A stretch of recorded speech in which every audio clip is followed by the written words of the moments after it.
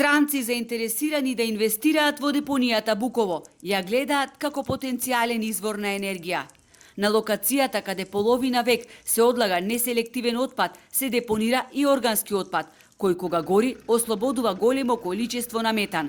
Отпадот кој ги труе жителите на Охридско-Преспанскиот регион може да биде корисен, бидејќи овој природен газ е енерген на нината, вели директорот на јавното предпријатие Комуналец, кој ги пренесува искуствата кои ги стекнал при работна посета на една општина во Шведска.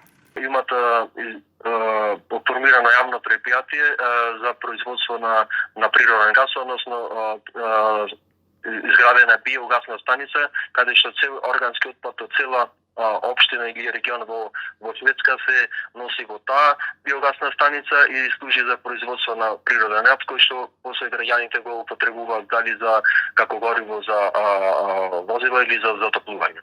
Што значи истовремено и се заштитува животната средина, а истовремено и се штеди.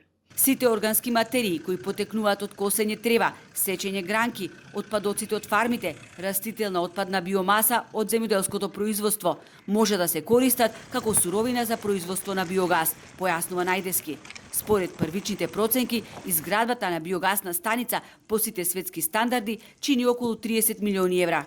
Но за вакав носен бизнис, странците не желат пари, велат и од Сдруженијето на граѓани збогум Буково. Ни представуваат луѓе заинтересирани за овој проблем, кои сакаат таму да инвестираат. И нивната иницијатива е во однос на изградба на постројка за добивање на електрична енергија. Од тој биогаз да се што ќе слободува, вие знаете, мислам сигурно сте запознати дека таму слободува голем количество на метан. Тој е многу да речам поотровен од јаглерон диоксидот, а таа енергија што се ослободува може да се искористи како што прават другите држави. Македонија ги исполнува сите предуслови да фати чекор со многу земји во кои се градат се повеќе постројки кои користат биомаса за производство на биогаз, кој може да се користи за производство на електрична енергија за индивидуалните домакинства, стопански субјекти, а особено предпријатијата за класификација на градовите.